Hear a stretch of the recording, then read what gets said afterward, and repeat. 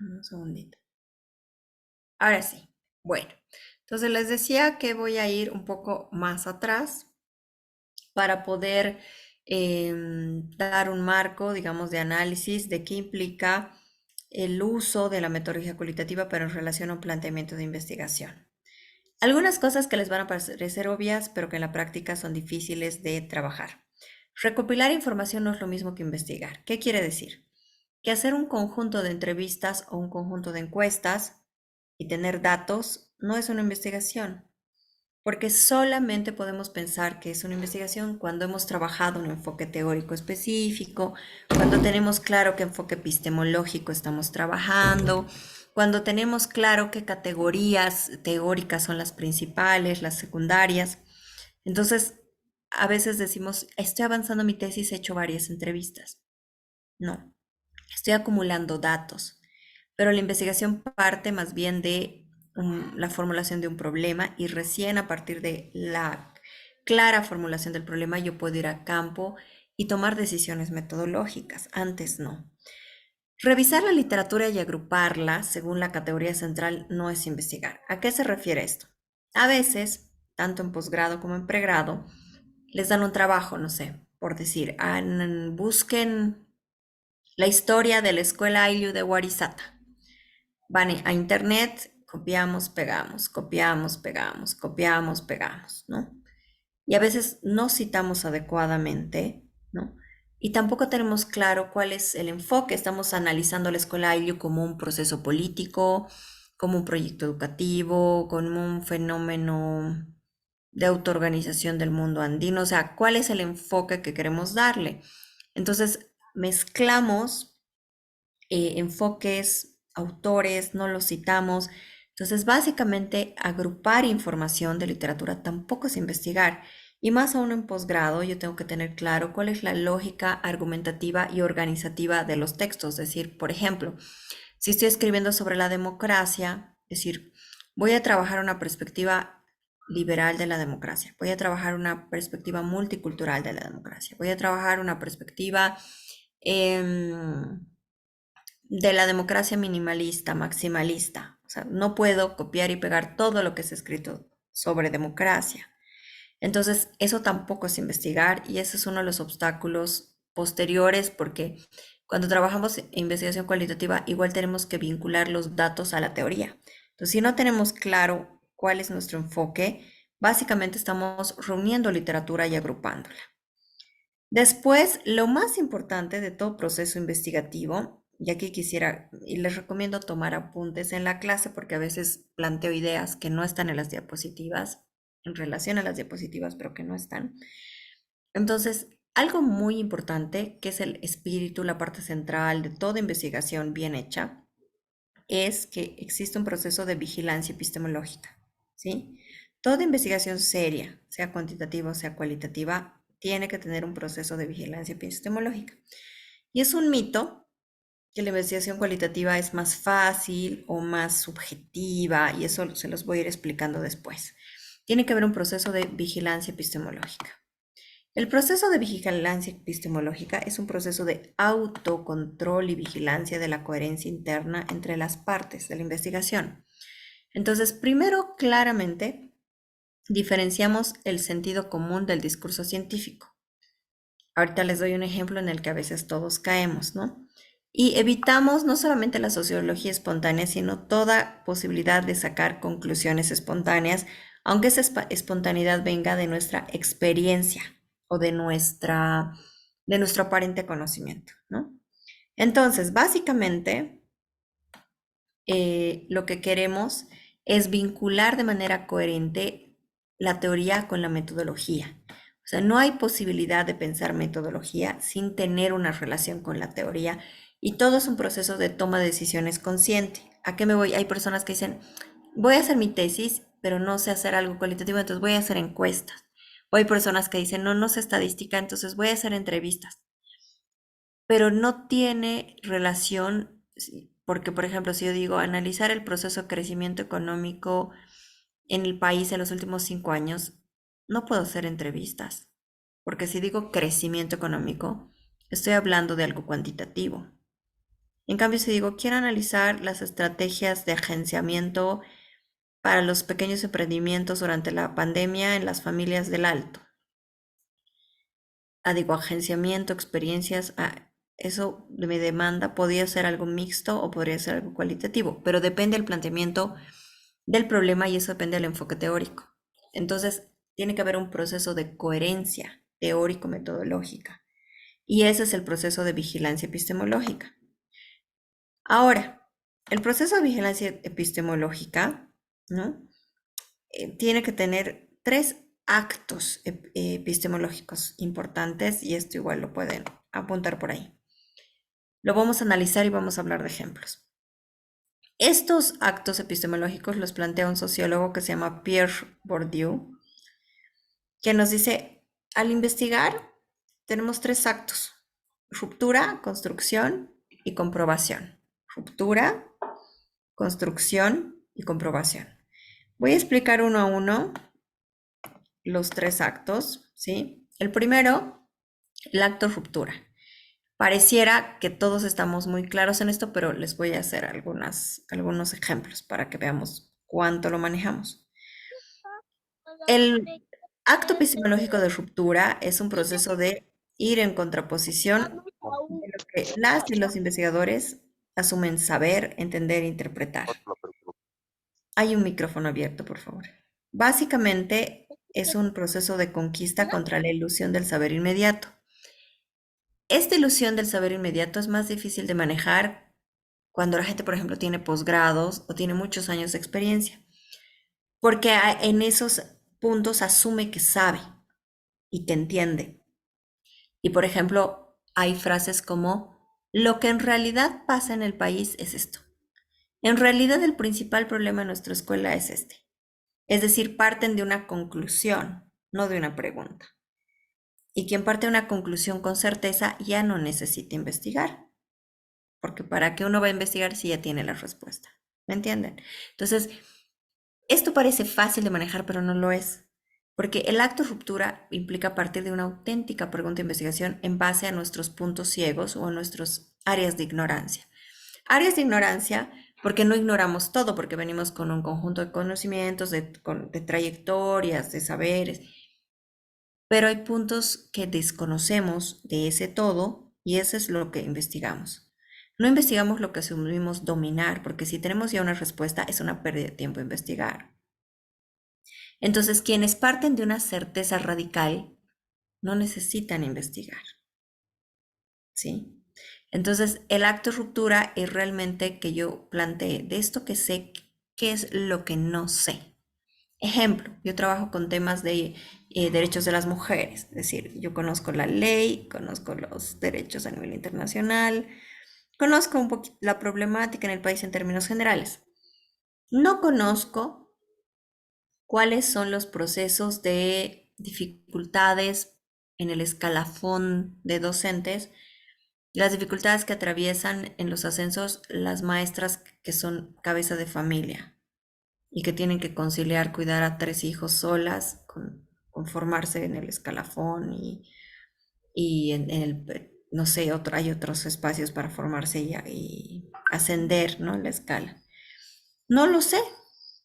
Entonces, alguien dirá, yo sé porque soy maestra.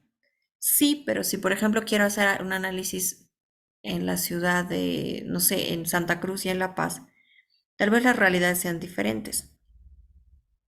Será diferente al sector rural y urbano. O sea, realmente tengo que explorar los puntos ciegos del campo que yo asumo conocer. Porque, repito, y esto acuérdense mucho de mí, hay muchos colegas que parten su conclusión, dicen, en realidad esta es la respuesta. Y por eso rellenan la tesis, no pegan teoría, todo. Pero ya van a decir lo que asumieron que ya sabían desde el principio. Esa no es una investigación. No es una investigación. Una investigación parte del auténtico desconocimiento. Y tengo que reconocer realmente lo que no sé. En este proceso, en el acto de ruptura, ¿no? Hay varios elementos que nos cuesta romper. Les voy a dar algunos ejemplos en el que todos o difícilmente salimos del sentido común. A ver, Mm, Gonzalo Guarachi, buenas noches, Gonzalo. Gonzalo, ¿está Gonzalo? ¿Está Gonzalo? No está. Irma, buenas noches. Irma, buenas noches. ¿Está Irma? Creo que hay Buenas varios noches, invitados que no doctora. están. Irma. A ver, Irma, ¿de dónde es usted, Irma? ¿De La Paz? Sí, doctora. Irma, ¿la morenada es patrimonio de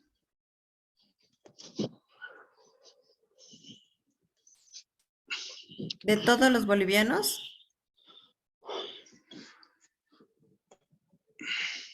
Disculpe mi micrófono. Sí, Irma, sí, doctora. ¿la Disculpe. morenada es patrimonio de todos los bolivianos? mm, Más que todo de La Paz, doctora. Excelente respuesta. Pero a veces justamente desde el sentido común decimos patrimonio de todo el país. Decimos, no, en realidad a muchos no les interesa. ¿Y será un patrimonio de interés general? Sí, doctora. ¿Sí? A ver, piensa, analiza un poco críticamente, Irma, a ver, piensa, en todos los sectores de la ciudad de La Paz, ¿será algo, un tema de interés general? no, Mm. cada contexto o digamos, cada departamento tiene su propio interés o propia danza. Pero en La Paz, ¿todos tendrán interés en la morenada como patrimonio?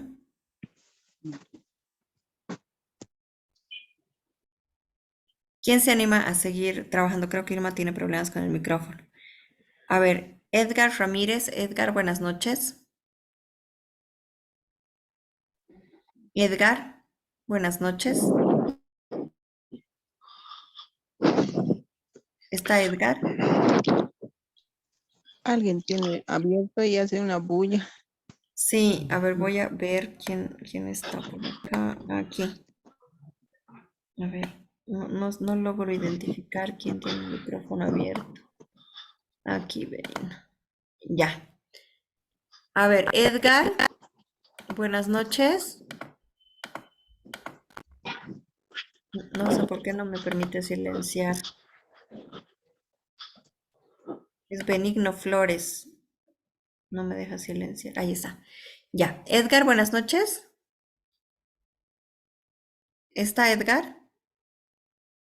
Creo que no están varios. Isaías Cruz está. Isaías Cruz. Doctora, si me da 30 segundos. Doctora, buenas noches. ¿Quién habló, perdón? Roberto, Isaías. Isaías. Le voy a dar la palabra a Isaías. Isaías, vamos a seguir explorando. La morenada, decíamos, no es patrimonio nacional, o sea, no es de interés nacional. Dicen, es de interés de la paz. ¿Será un tema de interés general de todos los paseños? No lo creo, doctor. Ok. ¿Qué tendríamos que hacer para saber de quiénes y de qué manera? Bueno, investigar pues a quienes les gusta lo que es la morenada, no sé quiénes son, en qué sector más o menos practican esta danza o este baile. Bueno, investigar eso, ver esos aspectos. Ujú.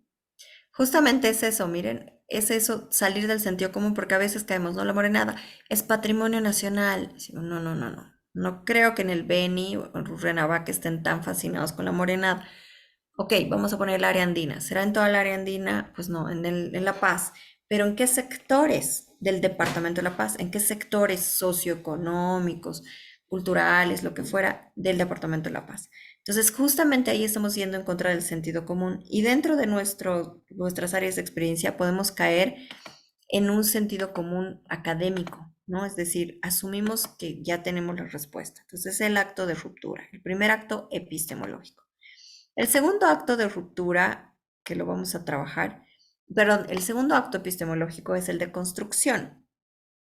Los problemas de investigación sabemos que no existen propiamente tal en la realidad, los construimos. Es un proceso de construcción inicialmente teórica. Y de esa construcción teórica va a depender el cómo estamos trabajando un enfoque u otro, ¿sí? Por ejemplo, es diferente pensar esto de la morenada. Podríamos trabajar, analizar la genealogía o el proceso más bien de socialización de danzas y coreografías de la morenada en la juventud de La Paz y el Alto. Es una construcción, es un problema que yo lo defino abordar desde la juventud y en 2 ciudades. ¿Sí? Después, otro enfoque, podríamos decir, analizar cuáles son las disputas historiográficas respecto al origen de la morenada en la frontera peruano-boliviana. Es un enfoque histórico, no es un enfoque sociológico, es un enfoque histórico. Yo podría trabajar, analizar las repercusiones pedagógicas en niños sobre la enseñanza de danzas folclóricas en las escuelas primarias del área, no sé, del tal distrito, de tal, la ciudad del Alto.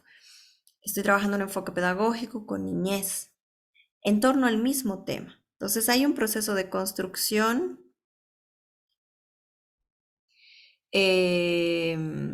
que va trabajando enfoques diversos. Y lo más importante es este acto epistemológico, la construcción. Enseguida la vamos a trabajar. Y la comprobación se refiere básicamente a que partimos de una pregunta de investigación o verificamos una hipótesis. Cuando trabajamos una pregunta de investigación, a veces trabajamos supuestos o premisas. Y en otro caso, trabajamos con hipótesis. No todas las tesis necesitan hipótesis. Sí, generalmente en las tesis de enfoque más vinculado al positivismo se trabaja una hipótesis que es una posible respuesta a una pregunta de investigación, ¿no? Entonces, aquí vamos a trabajar esto, que es la construcción, para poco a poco ir aterrizando la necesidad o no, que ustedes vean de qué manera les es pertinente o no el uso de la metodología cualitativa. Entonces, algunas delimitaciones fundamentales para trabajar y elegir los métodos y las técnicas son la delimitación temporal, la delimitación espacial, la delimitación temática, que tiene que ver con la delimitación teórica, básicamente, la delimitación de sujetos, ¿no? La temporal, ojo, no se refiere al tiempo en que yo hago mi investigación. O sea, por ejemplo, si voy a hacer mi trabajo de campo, ir a hacer mis entrevistas este año, el 2023, yo pongo delimitación temporal, 2023. No. La delimitación temporal es el tiempo que voy a analizar. O sea, por ejemplo, analizar los cambios pedagógicos y didácticos en los posgrados de la UPEA desde el COVID, desde la pandemia por COVID-19 hasta la actualidad. Entonces, el temporal no es cuando yo voy a ir a hacer mi investigación. El temporal es el periodo que quiero analizar. Ahora, esto que dice razón argumentada, argumento, no es que se escribe en la delimitación, pero cuando yo selecciono un periodo, generalmente, y esto más en posgrado, tiene que haber un argumento histórico, un argumento teórico. O sea, por ejemplo, decir desde el COVID, ¿por qué? Porque ahí cambian muchas cosas en términos pedagógicos. O puedo haber puesto desde la reforma educativa, no sé, de los 90 hasta ahora. Analizar la enseñanza del idioma aymara desde la reforma educativa hasta la fecha. Me dicen, pero ¿cómo voy a abordar eso? Pues hablaré con personas que han trabajado en esa época, con gente que ha elaborado la política pública, revisar libros, investigaciones previas, o sea, hay formas. El espacial es el dónde, de ahí tengo que ser muy claro, no puedo decir La Paz que el departamento de La Paz, la ciudad de La Paz, alguna zona de la ciudad de La Paz. Cuando hablo de sujetos, ¿sí? Es quiénes, puede ser instituciones o pueden ser personas. Y la temática es algo que yo denomino, en términos prácticos, el qué del qué. Es decir, por ejemplo, me dicen, quiero analizar la discriminación. ¿Qué de la discriminación? Pedagogía sobre discriminación, procesos de prevención contra la discriminación de género, procesos, prácticas de discriminación por ascendencia étnica o identidad étnico-cultural. Quiero analizar discursos de discriminación en ciertos libros de la historia boliviana, es decir, discursos, prácticas, ¿qué digamos, no? Entonces, básicamente es eso. Tenemos que ir definiendo todos estos elementos. Les doy un ejemplo. Temporal 2022, espacial provincia cercado y universidades privadas. ¿Quiénes? Profesionales. Temática, modelo por competencias. Entonces, ¿cuáles son las experiencias de aprendizaje más destacadas en programas de posgrados de universidades privadas en la provincia cercado de Cochabamba? Y ahí temporal cambió de 2015 a 2022, ¿sí? Entonces tengo que tener estos elementos.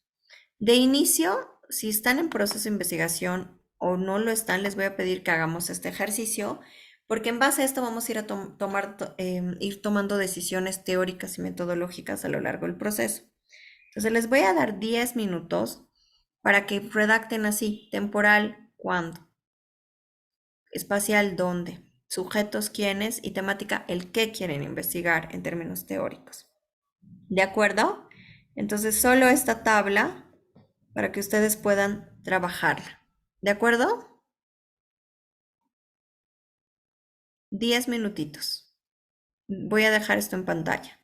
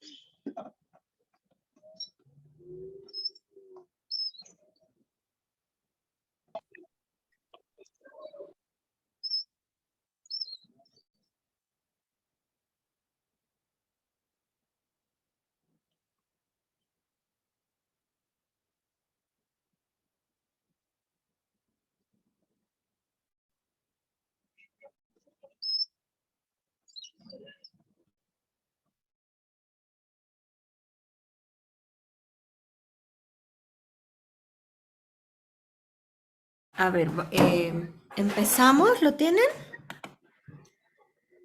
¿Lo tienen? A ver, les voy a pedir que levanten la mano quienes quieran ponerlo ah, en diálogo. Les recomiendo que lo hagan porque eso les sirve mucho para sus tesis, porque van afianzando este ejercicio si lo hacen bien y si lo vinculan a su tesis, ya tienen material básicamente perfeccionado o avanzado, ¿sí? A ver, Paola Lizarazu. Paola, buenas noches. Buenas noches, doctora. Paola, ¿podemos ver lo que trabajaste, por favor? Bueno, yo lo que he tratado de cambiar algunas cosas porque cada vez se me viene a la mente otras, pero a ver, sería lo más lógico, sería el ver, digamos, la didáctica en la asignatura de psicología médica, en los resultados de aprendizaje, en el diseño curricular por competencias en la carrera de medicina en las gestiones 2021 al 2022. A ver, vamos a tratar de usar el esquema. El esquema, ¿saben cómo, para qué sirve? Nos ayuda a ver si hemos puesto demasiadas categorías, si la relación entre categorías no está bien, está mal. A ver, primero vamos a poner temporal. ¿Cuándo? Gestiones 2021 al 2022, es decir, de 2 años, ¿Y por qué esos años? porque se está con la nueva malla curricular. Ya, entonces eso iría en la justificación. Lo vamos a poner solamente para acordarnos. Y porque tiene que haber siempre un tema técnico, teórico en el periodo, ¿sí? Ahora, espacial, ¿dónde? En la carrera de medicina ¿De dónde? de la UNSA, Ya, La Paz, ya, ¿no? y lo que es, sí, de La Paz. Ya, Y lo que quisiéramos saber es la didáctica ya. Didáctica, empleada en la asignatura ¿Ya? en la asignatura de psicología médica en los resultados de aprendizaje. Ya, a ver. ¿Quieren ver la didáctica empleada o los resultados de aprendizaje? Em, la didáctica, en realidad, como ha cambiado, digamos, es la nueva forma, ¿no? Nuevas formas, digamos, de enseñanza para ver cómo, es decir, ahora son los resultados, con esa didáctica, los resultados de aprendizaje. Ya, entonces quieren analizar la modificación didáctica, ¿sí? Sí, sí, correcto, Ok, doctora. ok, esa es la categoría. Y cuando tienen una certeza, yo les aconsejo ya no cambiar. O sea, no quieren ver la didáctica en general, sino qué se ha cambiado de la didáctica, ¿sí? Ahora, Ya. ¿los resultados de aprendizaje estarán directamente relacionados a la didáctica o, por ejemplo, a que los chicos accedan a libros, a otros recursos?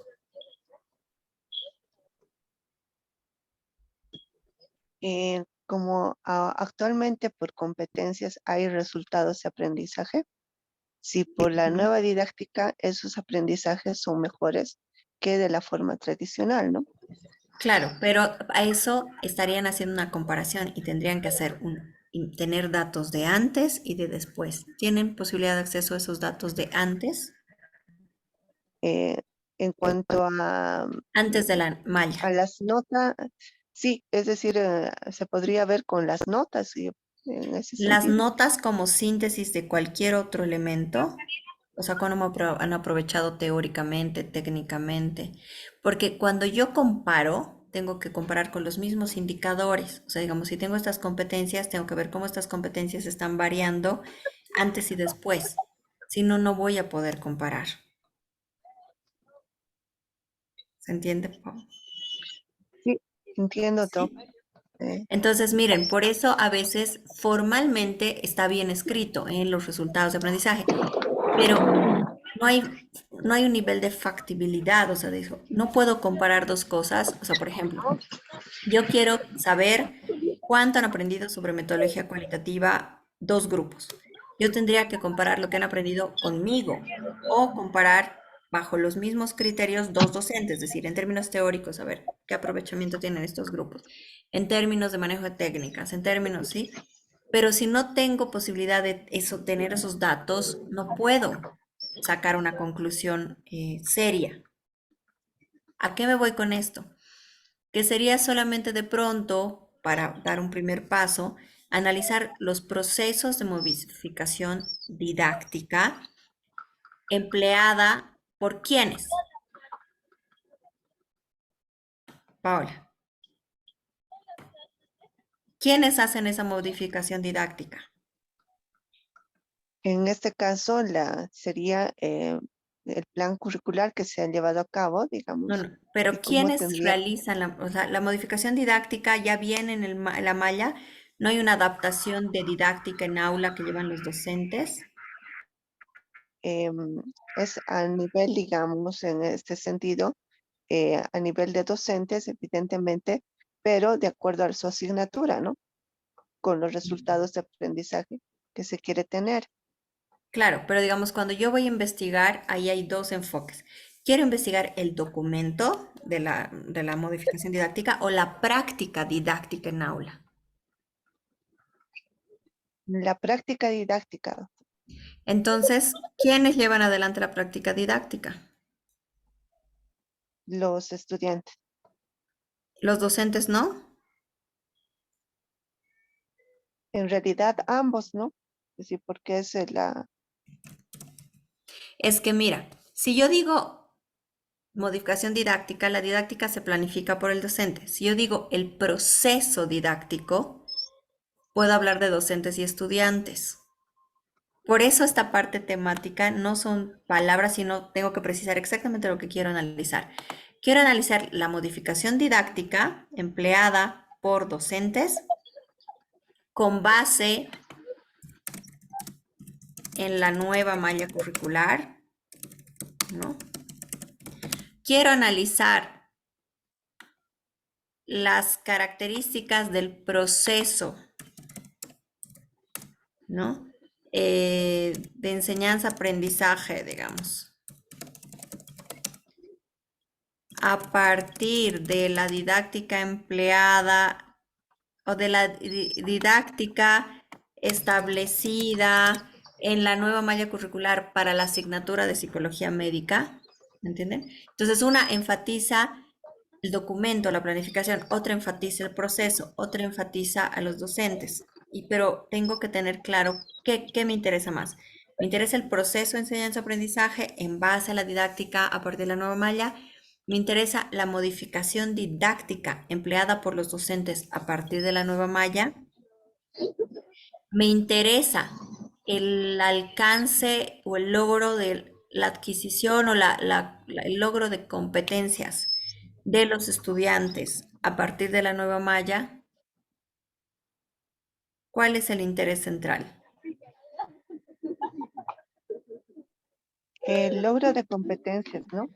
Es decir, Ya, entonces cambiamos esto y empezamos. Entonces, quiero analizar el logro o el alcance, digamos, vamos a poner logro de competencias alcanzadas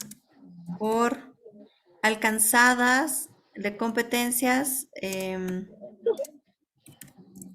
logro de competencias alcanzadas en la materia de psicología médica, ¿no?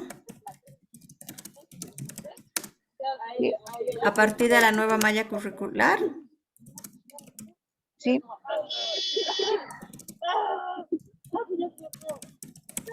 Ya, entonces el logro de competencias alcanzadas por estudiantes de medicina, ¿no?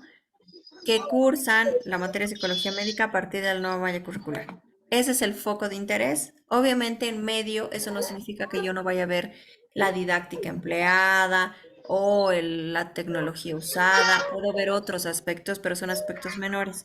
Este sería el interés central, Paola. sí, doctora. Entonces, miren, hemos cambiado y no es cambio de términos, es cambio de foco. Por tanto, de teoría, por tanto, de metodología. Si yo tengo esto, la redacción sería más o menos así, se la puedes apuntar, Paula, más o menos así. ¿Cuáles son las competencias alcanzadas o el proceso de logro? ¿Ok? ¿Cuáles son los factores de incidencia en el logro de competencias alcanzadas por las y los estudiantes de medicina que cursan la materia de psicología médica en la carrera de medicina de la UMSA entre los años 2021-2022 a partir de la nueva malla, de la vigencia de la nueva malla curricular? Eso, ¿sí? Entonces, a ver, hay un tema para todos. Esta parte de la temática a veces nos confunde, pero porque queremos ver qué hacen los docentes, la didáctica, el logro. Tiene que haber una categoría central, un tema, y de ahí se derivan lo que llamamos las subcategorías o las subdimensiones. Pero no podemos confundir, decir, a ver, ¿cuál depende de cuál? ¿Cuál es? Por ejemplo, les voy a poner un ejemplo burdo. Yo quiero elaborar un pastel orgánico. Otros elementos será cotizar ingredientes de cacao orgánico, analizar harinas sin gluten, verificar, o sea, son otros elementos que son parte de algo mayor. Y a veces confundimos porque queremos poner un elemento menor al mismo tiempo que uno mayor y ponemos muchas cosas en el objetivo general y en realidad no estamos logrando jerarquizar los niveles, ¿sí? Ese es el ejercicio. Gracias, Paola. Vamos a trabajar con otro tema, ¿sí? ¿Quién más nos quiere Ok. compartir para que hagamos este ejercicio, esta retroalimentación? Son en sala 29. ¿Alguien más? Va a ir A ver. Electropaz. Alguien dijo Electropaz, creo que está en la calle.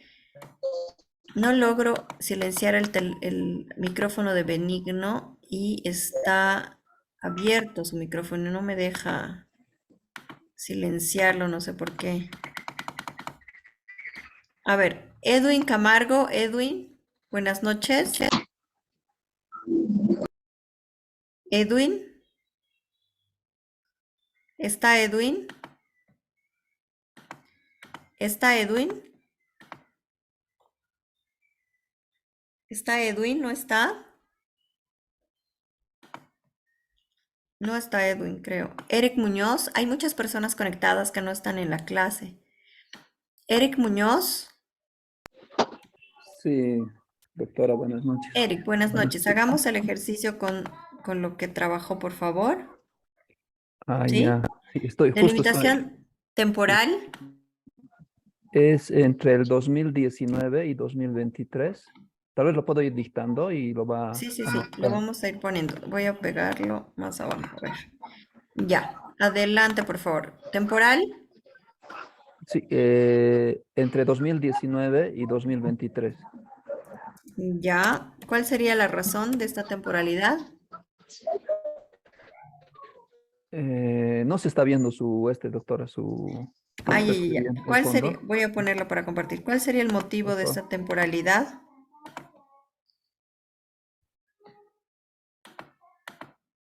Ah, Edwin.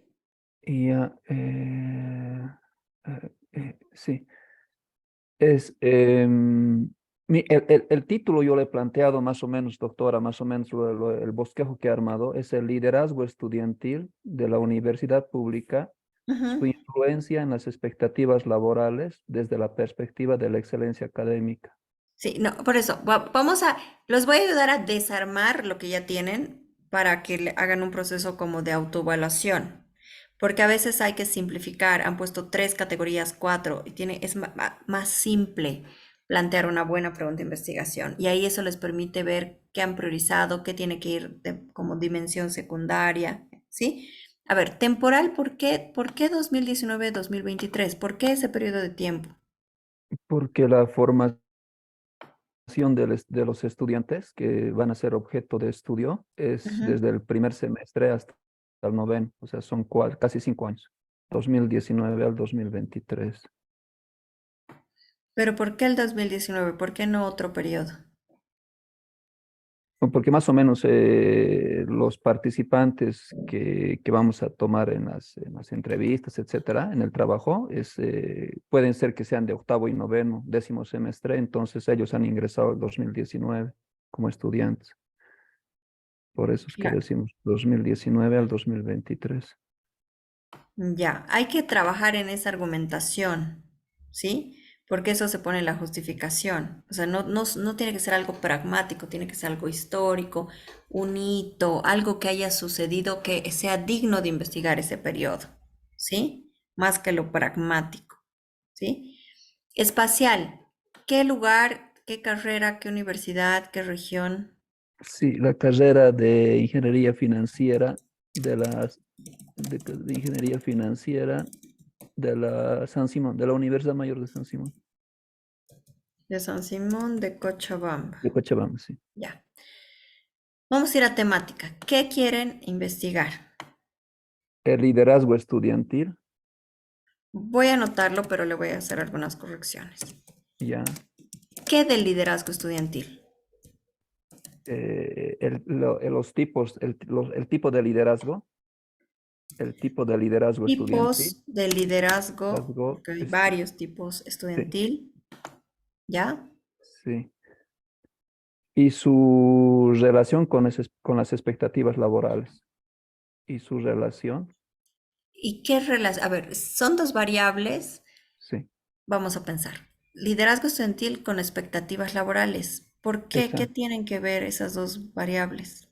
Porque el liderazgo estudiantil es más o menos, yo entiendo, como es todo ese valor agregado de la formación del estudiante le va a dar le va a dar una característica de un determinado tipo de liderazgo, Ujú, dependiendo de cómo se está formando ese estudiante, por una parte. ujú. Y en base a la formación de ese estudiante se va a determinar qué tipo de expectativa el estudiante espera al finalizar su formación profesional. Es decir, que cuando salga de la universidad, ¿a qué tipo de cargo y cuál es la compensación salarial a la que va eh, acceder, ¿no? En el mercado laboral. Ya, pero básicamente queremos analizar qué expectativas tienen, porque un tipo de liderazgo no garantiza que se inserte a un espacio laboral, ¿no? O sea, las condiciones estructurales del país demuestran que no hay una relación con que una persona tenga ni siquiera un cargo, un grado con éxito laboral. ¿A qué me voy a usar para? Hay algo que se llama relación espuria. Ujú, Relación espuria es cuando queremos forzar el vínculo entre dos variables, que ujú. aparentemente imaginamos que son, pero analizamos un poquito más fino, digamos, con más detalle, y no hay relación entre esas dos variables. ¿A qué me voy? O sea, decir, un tipo de líder, digamos, líder carismático, va a tener una Ujú. expectativa laboral, no sé, puede querer ser desde pastor hasta gerente de empresa, pero ¿en qué me aporta tener ese dato? ¿Por qué quiero entender tipos de liderazgo con expectativas laborales? Yo estoy estudiando 4 tipos de liderazgo.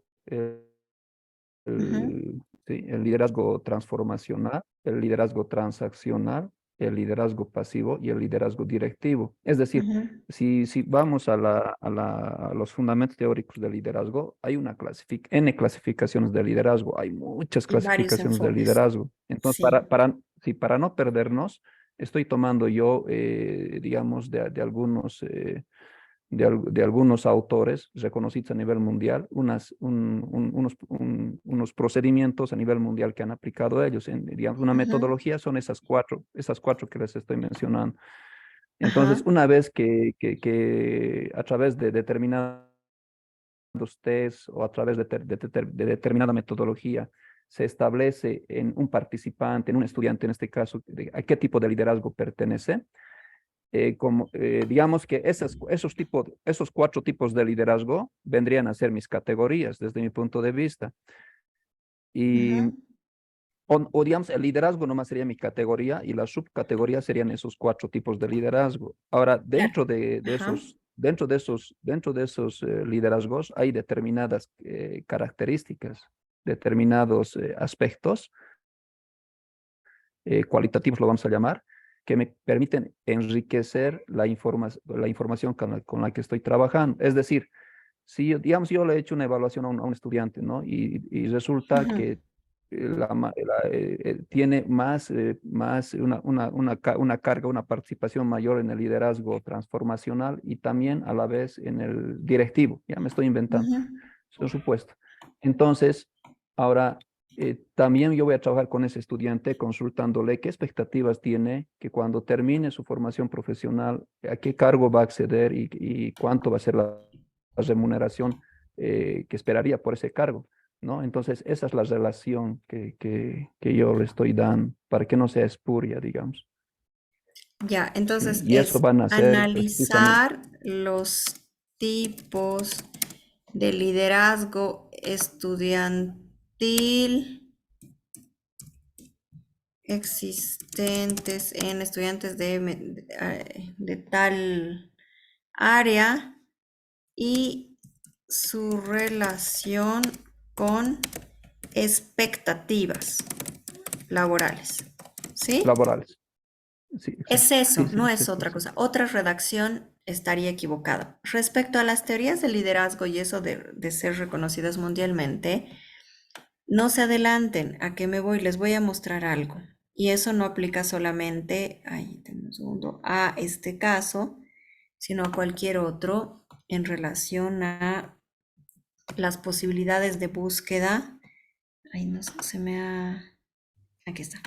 De búsqueda de información. Esto solo como un ejemplo. Denme un segundito.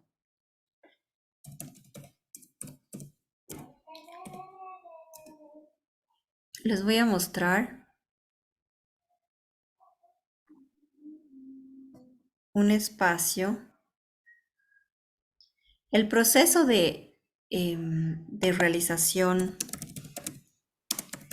de un documento de investigación en posgrado nunca se queda, y esto a todos, no solamente al colega, nunca se queda con las primeras revisiones bibliográficas. Les voy a dar un ejemplo que no vamos a resolver hoy porque lo vamos a trabajar más adelante. Este es un repositorio de investigación, redalic.org. Tiene más de 20.000 o 50.000 textos académicos. Si yo pongo teoría liderazgo, me aparecen 235.300 artículos científicos. Eso quiere decir que es recomendable definir el enfoque teórico sobre liderazgo habiendo leído al menos 100 o 50 de varios enfoques. No significa que el que yo haya elegido esté mal o bien, significa que eso se va a saber después de una revisión mucho más detallada, porque la teoría no puede ir antes de una revisión del estado del arte, pero lo vamos a ver después. Ese es solo un ejemplo. Miren, si yo, por ejemplo, pongo educación inicial, por decir otro ejemplo, ¿no?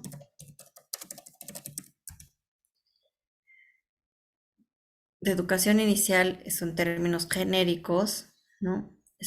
Aquí encontramos 457.907 papers. Es decir, que es importante tener muy claro los enfoques posibles, que son muchos más de lo que trabajamos inicialmente. Ahora, como para que no trabajemos esto de la relación espuria, ¿no? No voy a asumir que un tipo de liderazgo garantiza una inserción laboral, porque eso sí, no.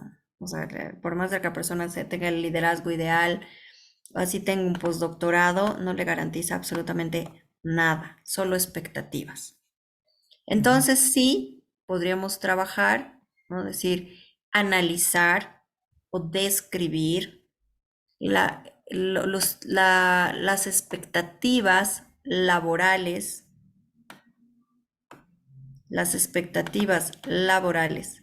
que tienen los estudiantes de la carrera de ingeniería, estudiantes de ingeniería financiera de la Universidad de San Simón en relación al tipo de liderazgo estudiantil, digamos, al que pertenecen, ¿sí? Y el que la pertenencia se definiría según la teoría. Pero acá hay una relación de dos categorías, ¿no?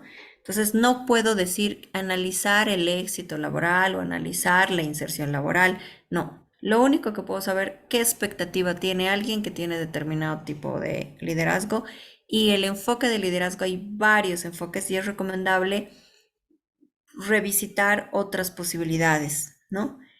De enfoques teóricos. Eso no significa que esté mal lo que he elegido, sino que nunca nos tenemos que quedar con las primeras revisiones, sino que en varios temas, en posgrado se exige mucho, especialmente si es doctorado, maestría también, pero más doctorado, que la revisión sea bastante amplia y que antes de definir mi enfoque, yo evidencie que he leído mínimamente unos 50, 100 textos sobre varios enfoques, ¿sí? Pero así quedaría bien, ¿no? La pregunta sería, Doctora, ¿cuáles son? pero, doctora, antes de pasar, ¿Sí? la razón Ujú. argumentada, ¿cuál sería entonces aquí Aquí la- hay que pensarlo porque, como les digo, no puede ser pragmático. O sea, la razón no se escribe en la delimitación, se pone en la sí, justificación. Pero cuando yo defino una delimitación temporal, no puedo decir, por ejemplo, 2020 porque voy a hacer mi trabajo de campo ahí, 2019 porque quiero trabajar con los de octavo.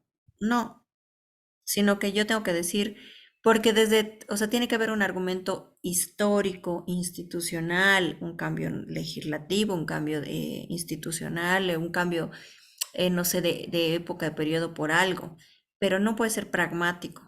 O sea, el temporal tiene que tener una justificación muy nutrida, o sea, por decir, no sé, hubo un cambio, la pandemia, no sé, la pandemia hizo que cambien las expectativas de todos.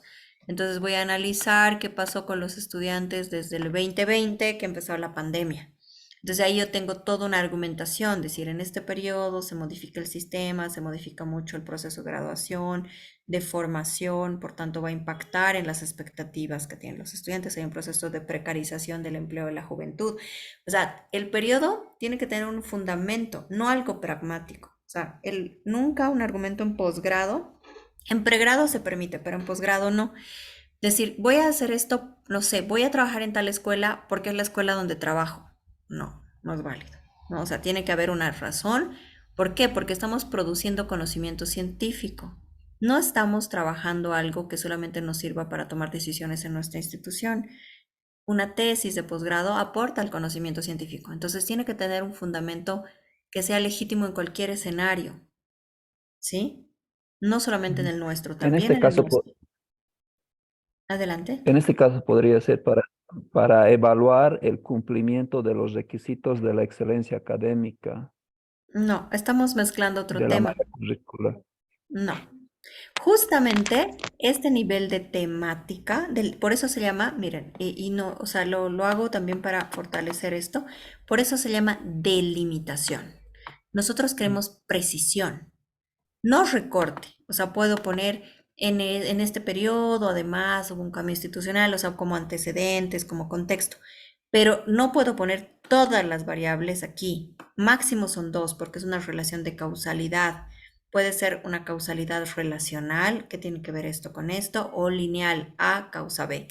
Pero no pueden poner lo que les decía todo en la pregunta. O sea, por ejemplo, analizar los tipos de liderazgo para cumplir existentes y su relación con expectativas laborales, para verificar su éxito en el campo de trabajo y analizar la consecución de la malla curricular. No, o sea, esas son 5 tesis y les van a salir. El peligro que tienen cuando incluyen tanto es que hagan todo superficialmente.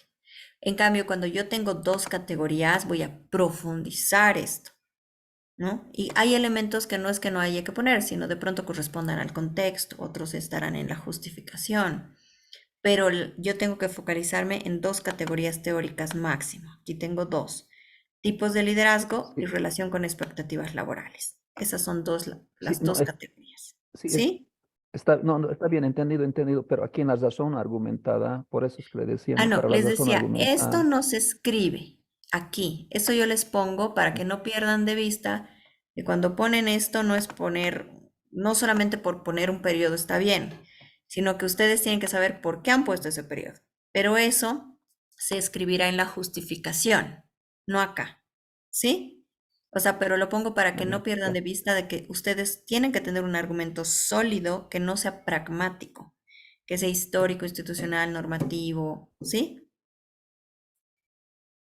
Entonces, está bien. sugiero que es el 2020 por la pandemia, digamos, porque el 2019 básicamente no hay un fundamento válido más que lo pragmático, o sea, quiero que encajen los que quiero entrevistar, pero no es un argumento que haga de ese periodo que tenga una fundamentación, una argumentación que aporte, digamos, al conocimiento científico como tal. Solo es como una cosa pragmática, o sea, es como me conviene ese periodo porque están los objetos que me interesan. No, tiene que haber algo mucho más de fondo, ¿sí? Entonces, Ujú. esta redacción termina en esto, para todos. ¿Para qué? Otro error frecuente, y les pido que pongan mucha atención en esto porque yo sufro mucho cuando me hacen esto, digamos, ¿no? ¿En qué sentido? Trabajamos la delimitación y ponen otra pregunta de investigación. Estos elementos son todos los elementos que deben estar dentro de la pregunta de investigación. La pregunta de investigación no puede tener más ni menos que estos elementos. Más o menos quedaría así, ¿no? ¿Cuáles son las expectativas laborales de las y los estudiantes de la carrera de ingeniería de la Universidad Mayor de San Simón, ¿no? Que egresaron, por decir algo, de 2020, no sé, 20, porque era 2020 a 2023 o egresarán, ¿no? En relación a sus tipos de liderazgo, ¿sí? ¿Cuáles son las expectativas laborales de las y los estudiantes de la carrera de Ingeniería de la Universidad Mayor de Simón de Cochabamba? ¿Sí? Que egresaron entre 2020 y 2023 en relación a sus tipos de liderazgo. ¿Sí? Entonces yo quiero ver a los que egresaron, los que salieron, o por ejemplo, que cursan por ejemplo, que cursan los 2 últimos años de la carrera, o mejor si egresaron, ¿no? Que egresaron, o que ahí ustedes tienen que definir un criterio, que me decían, no, los del 2020 eran los que estaban en tal año, en fin, ¿no? O sea, tienen que redactarlo de alguna manera que haya un sustento.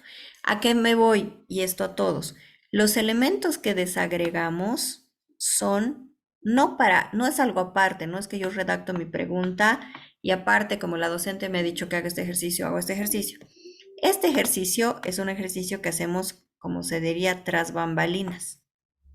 Y lo que se plasma en el documento es la integración de todas estas partes en una pregunta de investigación, ¿sí?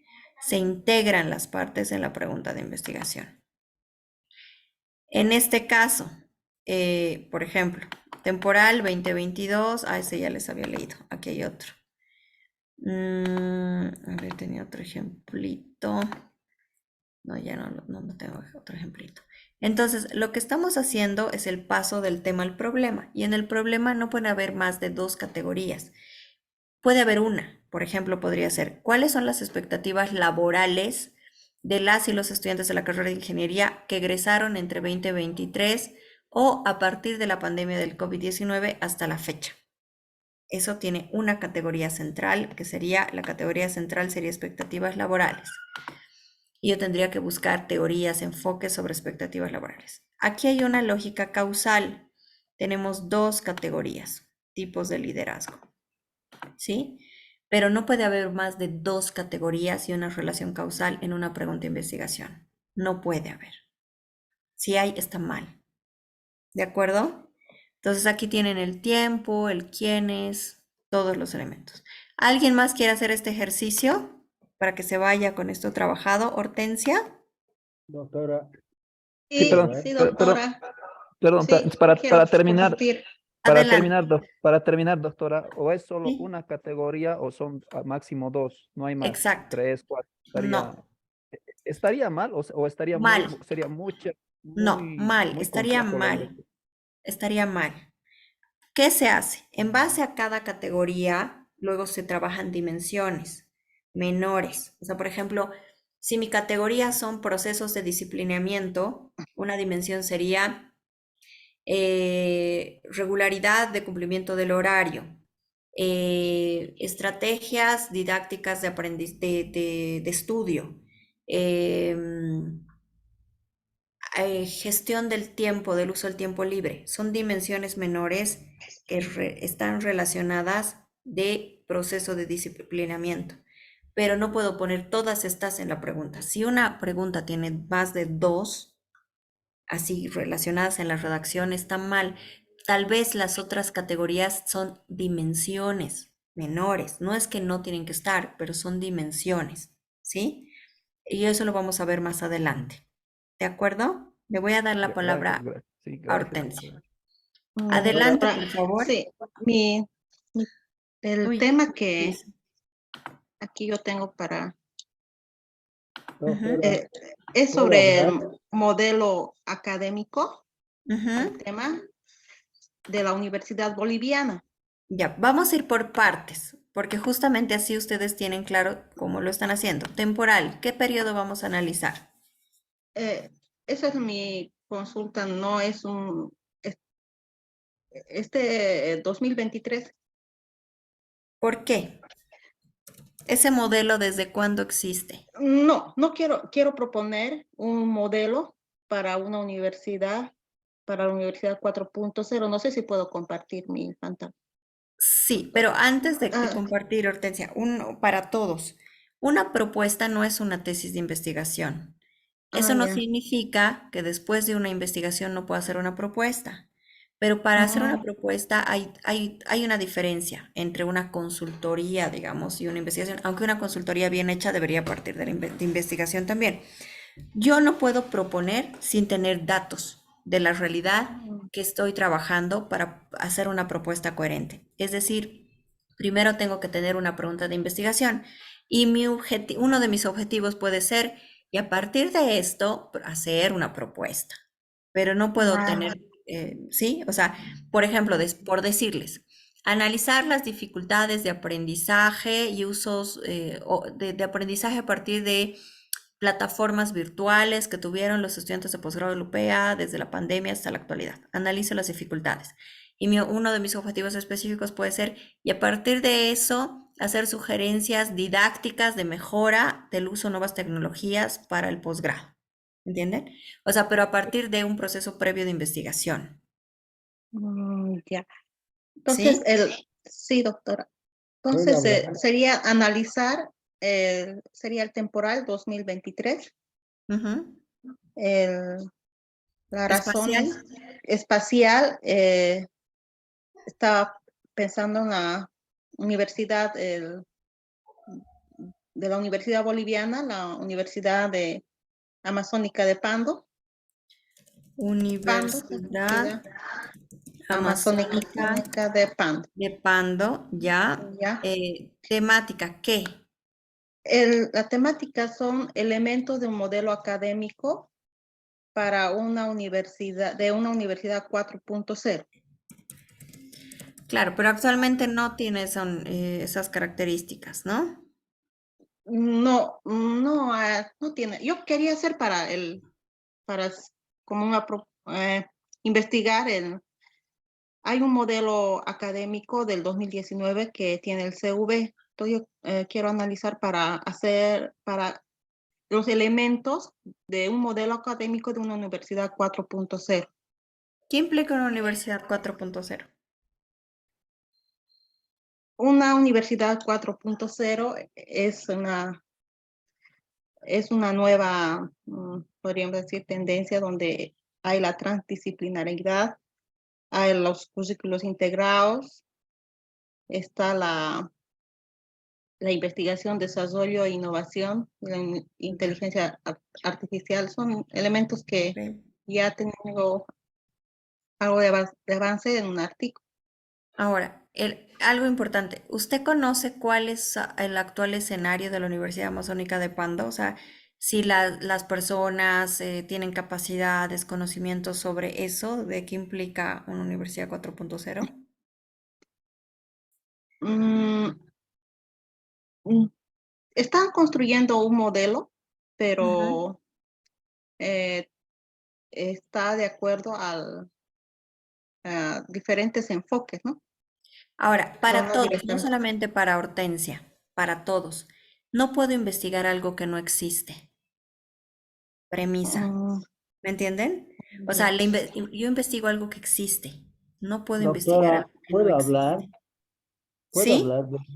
Doctora, ¿Sí? buenas noches. Habla Buenas, Benigno, doctora. adelante. Doctora, bueno, el tema es que, bueno, yo tuve dificultades con internet, ¿no?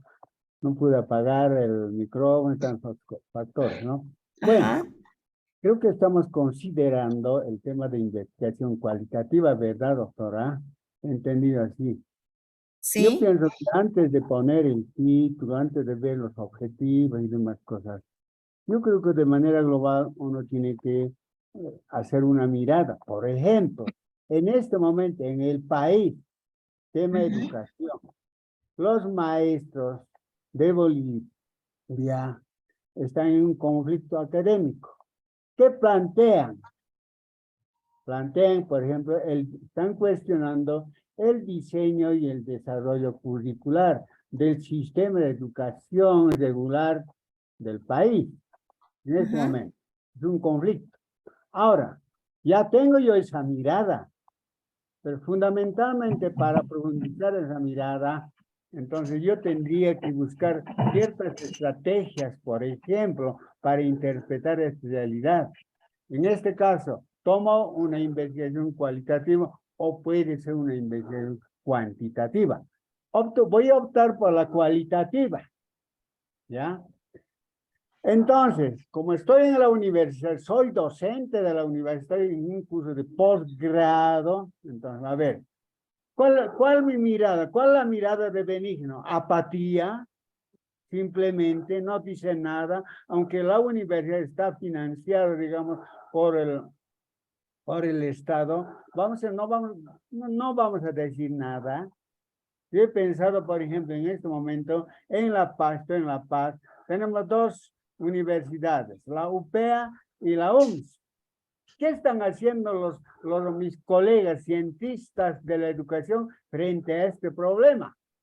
¿Qué está haciendo, por ejemplo, posgrado de la UPEA frente a este problema? ¿No seremos capaces de poder plantear algunos lineamientos de solución, algunos lineamientos técnico-pedagógicos? Bueno, eso siempre me he estado cuestionando. Entonces yo opto ya, bueno, a ver qué pasa. Entonces voy a optar por la cualitativa. Me irá a conversar, por ejemplo, con el profesor Wilfredo Agiabanca. Voy a optar, a ver qué es lo que pasa. Entonces voy a optar en este momento ya, digamos, un diálogo con el ejecutivo principal de los maestros. Y a partir de esta conversación, por una parte, y por otra parte, a partir de la observación, conversación, digamos, en las calles, tanto tumulto que se están haciendo, yo voy a determinar el nudo problemático. ¿Dónde está el nudo? Está fallando la interpretación del diseño curricular desde los lineamientos curriculares y en el desarrollo curricular. Y a partir de esto, entonces, voy a determinar el nudo. Una vez teniendo el nudo, para profundizar el nudo problemático, entonces tendré que plantearme cuál va a ser mi objetivo, cómo voy a justificar, qué estrategias voy a tomar. Entonces, yo creo que de esa manera uno puede sistematizar un trabajo de antes de empezar. Voy a Hay un terminar con una micrófono cosa. abierto. Antes de terminar, yo no puedo decir, a ver, voy a hacer este título, este otro título. No, un investigador pues tiene que ver el problema, dónde está. Nada más, doctora, tal vez estoy equivocado, pero estoy pensando así de esa manera como pedagogo boliviano. Gracias, doctora. Claro, en realidad, justamente en ese caso que usted plantea, la pregunta sería, ¿cuáles son los nodos problemáticos existentes a partir de la nueva currícula en la pedagogía tal? O sea, de todas maneras, usted ha ido con una pregunta, quiere saber cuáles son los nodos problemáticos de. Entonces, esto no es algo escrito en piedra, pero nos orienta a saber qué queremos hacer. No podemos hacer ninguna aproximación exploratoria sin saber qué queremos hacer. Y el qué queremos, la decisión quali o quanti, viene del tipo de categorías que trabajemos. Y si estaríamos trabajando, no sé, mejoras salariales de los maestros, es una categoría cuantitativa. O sea, no se define por voluntad del investigador porque quiera hacer algo quali o quanti, sino depende de la categoría teórica. Decir ascenso salarial o mejora salarial implica un análisis cuantitativo por la propia categoría. Entonces, el primer ejercicio es la delimitación. Vamos a redactar el problema. Y después, obviamente, siempre las primeras aproximaciones a terreno, hablar con los sujetos, puede que hagamos pequeñas modificaciones. Pero asumimos que siempre partimos sabiendo qué nos estamos preguntando sobre la realidad, porque ninguno de nosotros va a ir voy a ponerles un ejemplo. Les digo, vamos al mercado Camacho, todos. ¿Qué se van a preguntar? Algunos le van a poner atención a las guaguas que están haciendo tareas en el piso con sus mamás, otros a la infraestructura, otros a las instalaciones de los baños, otros a ver si hay diseño universal. Nadie va a formular la misma pregunta. Entonces, lo que estamos haciendo es esta primera aproximación de qué nos vamos a preguntar sobre la realidad. No vamos a dar una respuesta, ni decir, este es el problema. Nos estamos haciendo una pregunta. Y justamente en el momento que trabajemos en terreno, con técnicas, que eso viene después, veremos cuál es la respuesta, los ejes, los elementos que constituyen los problemas. Estamos partiendo de saber qué queremos ir a observar, ¿no? No dando la respuesta, sino ni diciendo este es el problema, sino partiendo de la pregunta. Y es un elemento más técnico para definir cuáles son los elementos constitutivos de una buena pregunta, de la formulación de una buena pregunta con todas las delimitaciones que debe tener. Ninguna buena pregunta carece, adolece de la ausencia de delimitación temporal, delimitación espacial, en fin. Para responder a Hortensia y ayudarla, no podemos investigar lo que no existe. Si el modelo académico 4.0 no existe, no puedo investigarlo porque no existe. Puedo tener la voluntad de que la universidad llegue hacia allá, pero no existe. Actualmente no está ese modelo en la universidad, entonces no lo puedo investigar. ¿Sí? Sí, doctora, si pongo analizar los elementos de una universidad 4.0 para un modelo académico de la Universidad Amazónica de Pando. No, en realidad debería poner, analizar los Oh, elementos de tal la vez universidad. problemáticos, digamos, de investigación, por ejemplo, investigación y tecnología, investigación, no sé, de TICs aplicadas a tecnología, por decir algo, le voy a dar un ejemplo, ¿no? Que del modelo académico, digamos, académico de la Universidad Amazónica de Pando, pero aquí el periodo no puede ser 2023, tiene que decir desde cuándo existe ese modelo, el modelo que está actualmente existente, vigente en la Universidad de Pando. Desde el 2014. Ya, desde 2014, usted quiere analizar qué elementos problemáticos tiene, porque la 4.0, algo, miren, hay personas, y esto lo digo, digamos, valorando eso, que quieren transformar su realidad. Hortensia es una de ellas. Sueña con mejorar su universidad. Pero una tesis no resuelve la realidad. Una tesis tiene que profundizar una parte de tal manera que hay insumos muy nutridos para que puedan incidir en una parte. Entonces, mi sugerencia, Hortensia, es la 4.0, por ejemplo, tiene 6 elementos. Uno de ellos es inteligencia artificial, otro será tecnología, por decir algo. Entonces nos focalizaremos en analizar cuál es la situación actual en tecnología y en uno de los objetivos específicos va a decir para proyectar el uso de TICs al modelo 4.0. Pero nos focalizamos en un elemento y vamos a profundizar cómo se usa tecnología en la pedagogía, digamos, ¿no? O en la investigación. Analizar los elementos problemáticos del uso de TICs en la investigación y la enseñanza universitaria, puede ser, ¿no? Del uso de TICs. ¿No? O la relación del rol del docente y del rol del estudiante, y ¿En cómo qué? deber en un nuevo modelo académico. Es que ¿Cuál eso es es el una rol? proyección futurista, o sea, no puedo investigar con una proyección futurista. Acá me voy, Hortensia. O sea, por ejemplo, analizar los elementos problemáticos, voy a poner algo para dar el ejemplo, del uso de TICs en la docencia e investigación, ¿no? Según el actual modelo educativo de la Universidad de Pando vigente del 2014 al 2023. Y luego cuando ponga objetivos específicos, será, vamos a ver después qué implica la operacionalización, dividimos uso de TICs y docencia, y el último objetivo específico podría ser y proponer la implementación de una universidad 4.0 en el área de tecnología e investigación. Puntualmente en esa porque sobre eso vamos a investigar, por decir algo. Entonces, uno de los objetivos específicos sería la propuesta, pero primero tengo que poner un objetivo específico de algo que existe.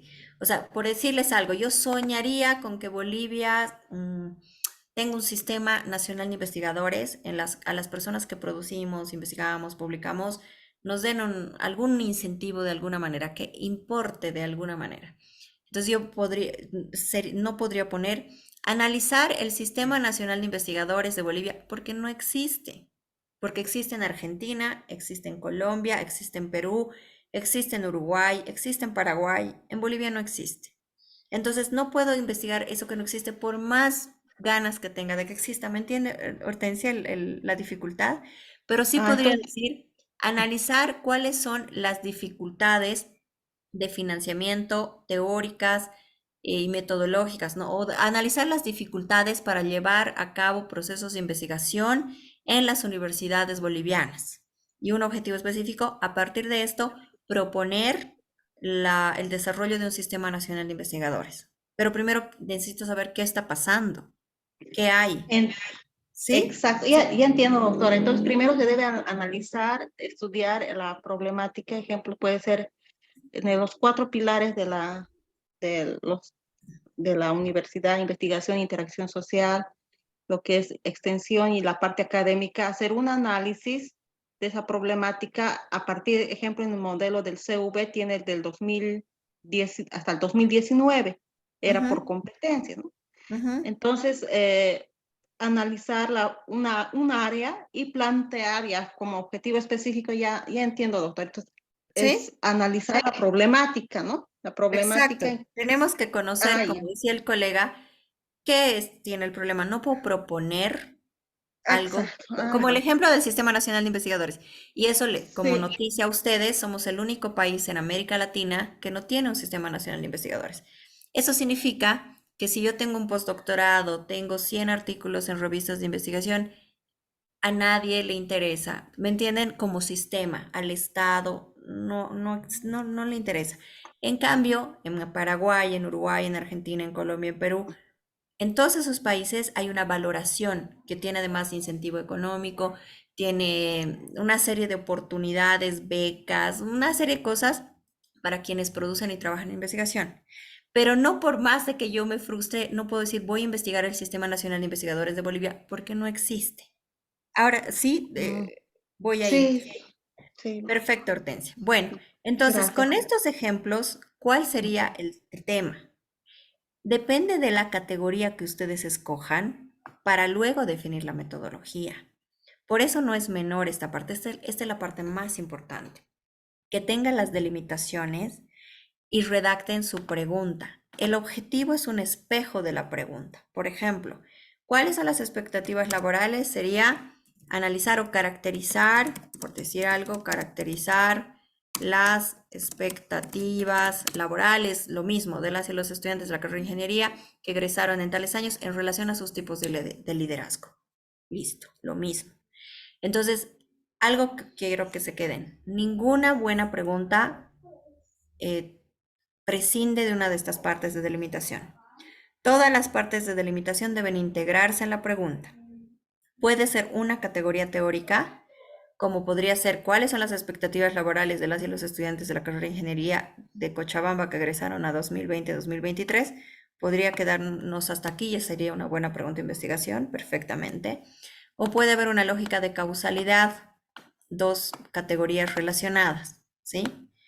Después hay otros elementos que ustedes tienen que ver que de pronto van a ir en los objetivos específicos, no en el general, no es que los desechamos, pero les estamos dando otra categoría, o sea, un poquito menor, que se están desprendiendo de una categoría mayor.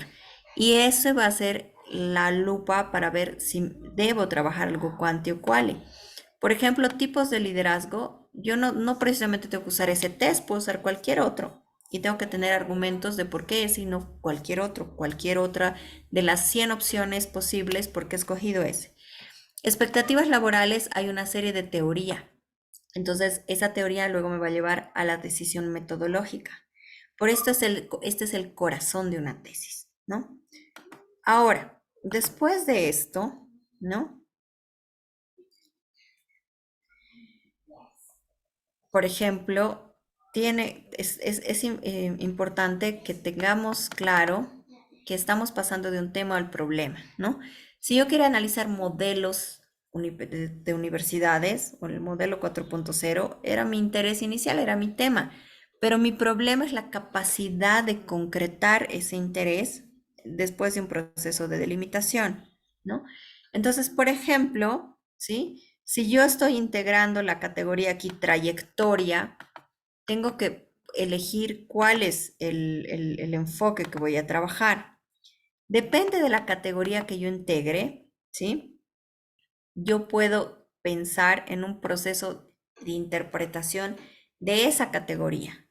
Ahora, el solo basarnos en lo que dicen los sujetos es un enfoque fenomenológico, es decir, yo pienso que la realidad existe solo en las voces de los sujetos.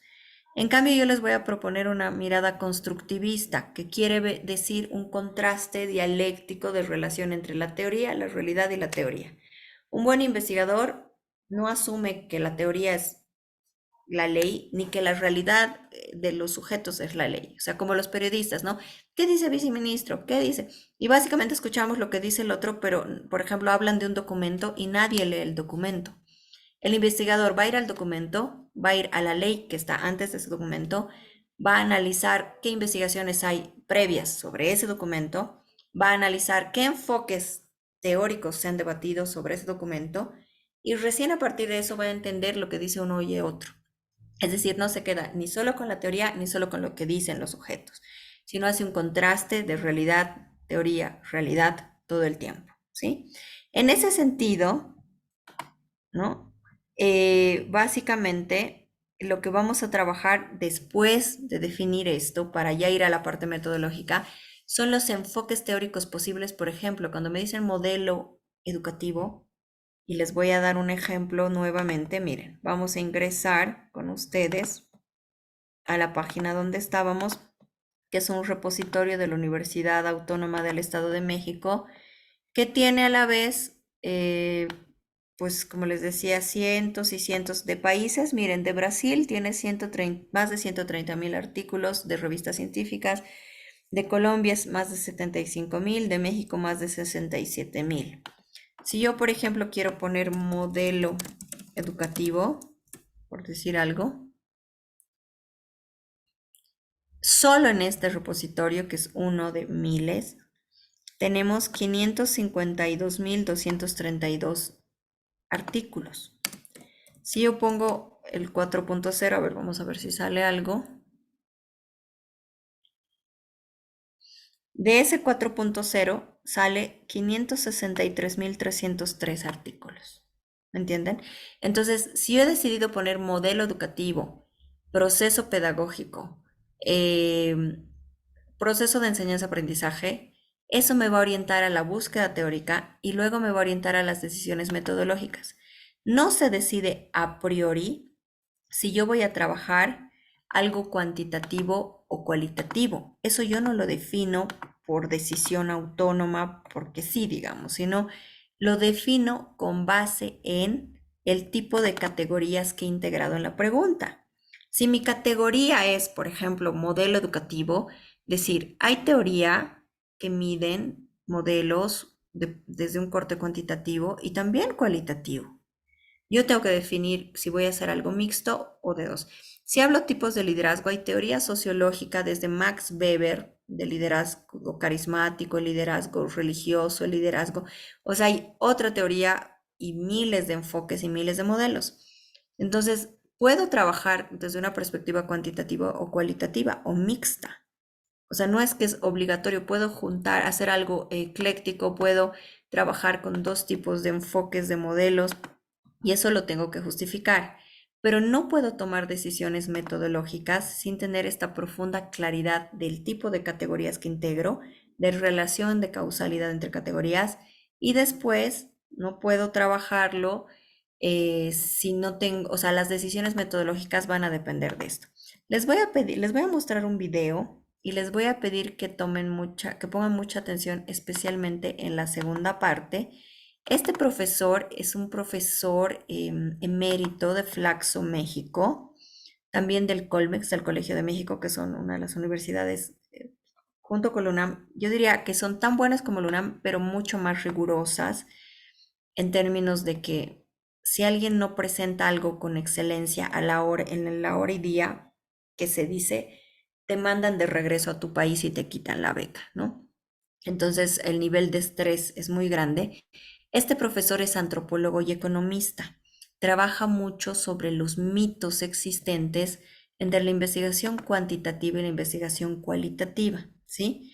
Entonces hace una serie de recomendaciones. Primero, la primera parte, les voy a pedir que la escuchen en qué sentido. La primera parte es una relación que hay entre las condiciones estructurales, o sea, entre las leyes, las instituciones y la vida concreta de los sujetos. Y la segunda parte es una serie de pautas de en qué no se debe caer cuando hacemos investigación. Así que les pido que suban el volumen en caso de que... Oye, yo voy a hacer una tesis. Deme un segundo. De que suban el volumen a sus equipos y lo pongo. Adelante. Ahí está.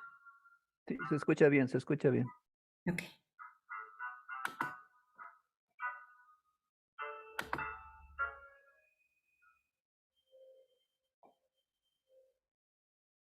Yo soy Fernando Cortés, profesor investigador de Flaxo. Empecé mi carrera académica en Flaxo en el año de 1966 en Santiago de Chile. Pero el tema fundamental que yo he estado trabajando desde que estaba en Chile fue la desigualdad social y en particular la desigualdad en la distribución del ingreso. Hay publicaciones bien antiguas sobre el tema y ahora último hemos estado trabajando en un equipo para entender los procesos de desigualdad en América Latina, pero no usando las teorías y los enfoques que predominan, que ponen los factores explicativos en los individuos. Es decir, alguien gana poco porque tiene poca educación, ¿no? Alguien gana poco porque no tiene acceso al crédito y por consiguiente no puede emprender negocios productivos, sino que todos esos procesos sí se dan, pero es notable que América Latina sea la región más desigual del mundo, incluso más desigual que África. En África hay más pobres, pero la desigualdad es mayor en América Latina. Y la pregunta es ¿por qué? Y aquí es donde estamos recuperando en este grupo de trabajo, donde hay investigadores de Argentina y de Paraguay, exalumnos míos, y es probable que agreguemos otros. La idea central es tomar la idea fundamental de la CEPAL, y es que los países de América Latina son países que no tienen economías completas. Una parte del sistema económico está fuera. Hay enclaves de economías desarrolladas, de manera tal de que el sistema económico no está totalmente eslabonado y por consiguiente no se dan los procesos que ocurrieron en los países hoy desarrollados, en que el desplazamiento de mano de obra y de capital de las zonas rurales a las zonas urbanas elevó los niveles de vida de las zonas rurales y también de las zonas urbanas, pero las diferenciales se fueron achicando. Como parte del aparato productivo está fuera, no conectado, piensen ustedes en la industria maquiladora de exportación de México, que trae insumo, transforma y manda los productos fuera y no usa ni siquiera un clavo producido en el país. Entonces, hay un problema de estructura, hay lo que la CEPAL llamó la heterogeneidad estructural, que es una dispersión de las productividades, y asociadas a las productividades está lo que se le paga a los factores productivos. Entonces, si hay una dispersión de tan grande productividades originadas por una diferencial inmensa en términos de contenido tecnológico de las inversiones. Es decir, en México tenemos, por ejemplo, gente que está produciendo con tecnología prehispánica, ollas de greda o productos que son típicos de México. Y por otro lado tenemos a los las grandes empresas que emplean gente con niveles de calificación elevadísimos, con sueldos fabulosos, de manera tal de que la dispersión es muy grande, y en la medida en que no se pueda transformar la parte tradicional, porque no hay los vínculos, vamos a seguir teniendo una diferencial muy grande de productividad. Y sobre eso, que explica estructuralmente la desigualdad, tenemos los factores que explican las coyunturas, ¿no? Alguien que tiene la prepa terminada consigue un mejor empleo que alguien que es analfabeto, solo tiene la básica terminada, pero no porque esté más capacitado para hacer el trabajo, sino que porque simplemente la educación se transforma en otorga una credencial que permite conseguir ese trabajo. Entonces, esa es una línea de investigación. ¿En qué se diferencia lo que ha hecho CEPAL? Bueno, CEPAL siempre trabajó a nivel macroestructural, los grandes movimientos. El día de hoy tenemos ya suficiente información de encuestas que nos va a permitir, y eso es lo que estamos tratando de hacer, vincular estos movimientos macros con lo que está pasando al nivel de los individuos. Esa es una línea de investigación. Y la otra línea de investigación que yo he mantenido a lo largo de toda mi vida es investigación en temas metodológicos que tienen que ver con la formación de los investigadores en ciencias sociales. Mi hipótesis central en todo este trabajo siempre ha sido que hay una serie de confusiones, hay una serie de posiciones tomadas que yo no sé si no creo que sean ideológicas, sino que simplemente alguien plantea por ahí una idea, la toman y, por ejemplo, la división entre la investigación cualitativa y cuantitativa, que corta y cruza a un punto tal los trabajos que los estudiantes de partida dicen: yo voy a hacer una tesis empleando métodos cualitativos, casi la mayoría, ¿no? ¿Qué quiere decir eso? Independientemente del problema que se proponga, ya tienen definido el método. Es decir, hay como una diversidad o una diferenciación, diría yo, como previa a saber qué quiero investigar y cuáles son los mejores métodos para conocer el objeto que me interesa. Y en ese sentido es que no solo he publicado bastante, sino que en el último tiempo en Flaxo tenemos una línea que va trabajando con la idea de que las generaciones del programa de doctorado de la Flaxo vaya platicando, vaya conversando con las generaciones que vienen respecto a los problemas que han encontrado en la realización de su tesis de doctorado. O sea, sin pasar por no pasar directamente solo a través del libro, sino que establecer una conexión directa. Y así fue que sacamos ya el helicoide de la investigación. Está en imprenta ya un libro que se llama Del modo de investigación al modo de exposición.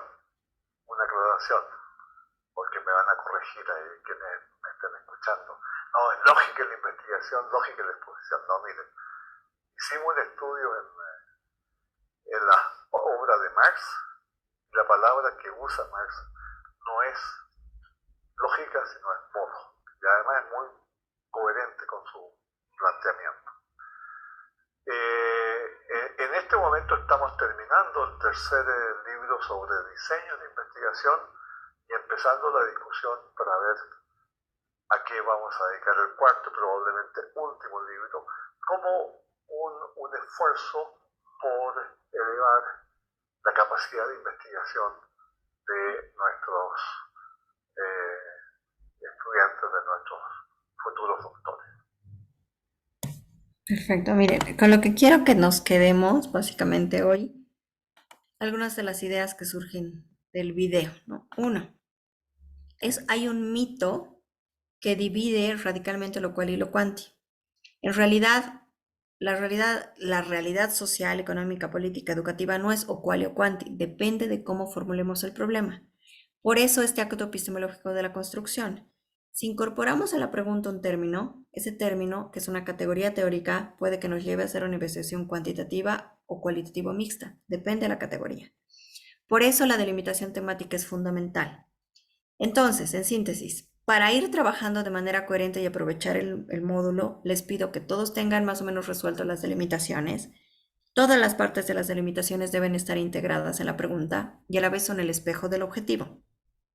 Claramente llegamos a esa pregunta porque cada uno de ustedes, al entrar al mercado Camacho, ve un nodo problemático porque tiene un interés previo de trayectorias, pero a la vez en eso que ve, reconoce algo que no sabe, ¿no? Por ejemplo, yo puedo, como yo trabajo temas de mujeres, me voy a fijar en las caseras, qué hacen, cómo comen, cómo crían a las guaguas.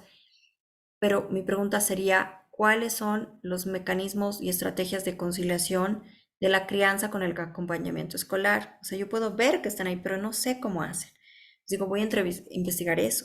Entonces ya estoy focalizando que mi tema primero va a tener un enfoque vinculado al derecho de las mujeres, a la vida, digamos, de los cuidados. Y al decir estrategias, es una categoría que me permite hacer algo mixto o algo cualitativo. Sería diferente ver cuáles son las estrategias económicas o presupuestarias para sostener a los niños. Ahí de pronto esa categoría, por decir presupuestarias, por decir estrategias económicas, me hace pensar en algo cuantitativo, pero por la categoría que he integrado en la delimitación temática. Entonces, cuando lleguemos ya en forma a los métodos y técnicas, no los vamos a disociar del planteamiento y del tipo de categorías que hemos usado. Por eso esta parte es importante. Y como decía el doctor Cortés, que fue mi profesor además, que lo admiro mucho, la primera parte nos hacía pensar que hay formas de entender la realidad entre lo estructural y la agencia, la relación cotidiana. Por ejemplo, la realidad de los investigadores no es que son voluntades, no es que, no sé, yo no hago público en revistas de investigación solamente porque no quiero en Bolivia, sino porque no hay revistas indexadas como hay en otros países. Pero esas son las condiciones estructurales asociadas a mis acciones. Y en el segundo punto decía, es un error definir a priori, independientemente del problema, es decir, si voy a hacer algo cual o cuanti. Primero tengo que tener claro qué quiero hacer, para luego ir justamente a hablar con los sujetos, ver qué elementos problemáticos hay, qué elementos puedo recuperar de la realidad, pero no puedo ir si no sé qué hacer. Si quiero analizar el diseño universal de la infraestructura del mercado Camacho, o quiero analizar las estrategias de conciliación de la vida laboral familiar en la crianza de las guaguas, o quiero analizar las estrategias de sostenibilidad del uso de baños en el mercado, o sea, cada uno va a trabajar la pregunta en base a ese interés, pero obviamente a partir de un punto ciego. Entonces nos vamos a quedar aquí por hoy. Palabras clave: delimitaciones, incorporación de los problemas, ¿no? En el problema, la pregunta de investigación y mucho ojo en el tipo de categorías que usen. Puede ser causal, 2 categorías o trabajar con una sola categoría. ¿De acuerdo? ¿Alguna pregunta? Sí, doctora, ¿puedo hablar? Benigno. ¿Sí? Doctora, bueno, yo quiero decodificar el video que quiero interpretar. La primera parte del doctor Cortés, creo que es, yo llamo a ese proceso contextualización, caracterización del... ¿Ya terminó? Sí. Seguro, ¿no? Sí. ¿Sigo hablando, doctora? ¿Aló? Doctora.